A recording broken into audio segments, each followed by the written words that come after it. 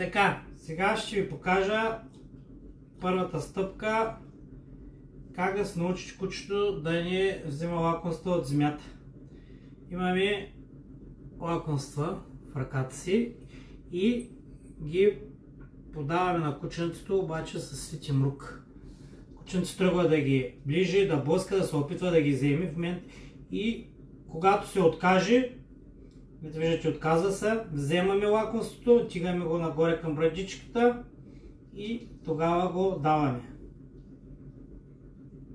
Целта е кучето да разбере, че не тук идват лакомствата, идват от другата ръка, нали, идват отгоре. Така си помагаме да тренираме кучето да ни гледа за зрителния контакт.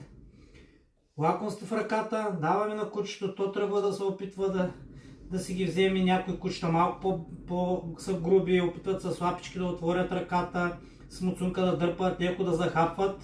В момента, в който кучето се отдръпни, нали, тогава вземаме лакомство и даваме на кучето. Следващия етап, отваряме длънта и пак го даваме на кучето. Кучето в първия момент може да посегне, а ако посегне, веднага затваряме. И изчакваме. Когато кучето се дръпне и каже, добре, няма да вземам от ръката, вземаме и с другата ръка даваме. Другия вариант е, може в другата ръка да си имаме лакомство, но тогава вече е малко по-объркващо за кучето, тъй като двете ръце има лакомства. Даваме, куче се отдърпва, взема лакомство и даваме. Така показваме на кучето, че не от тук идват лакомствата и храната, а идват от погледними и тогава ще се получиш.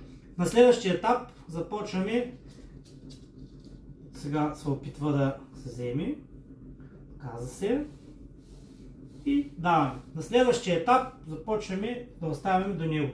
Ако случайно вземе, закриваме с ръка. Кучето се отказва и ние даваме с другата ръка. Лакомството на змията тръгва да взема, изпреварваме го, кучето се дърпа, задържаме и даваме с другата ръка. Отваряме лакомството, кучето не взема, даваме лакомството. Слагаме лакомството на змията. Няма нищо страшно, ако случайно кучето ви изпревари да вземе, не викаме, не крякаме, просто продължаваме. Така, слагаме няколко лакомства повече на кученцето.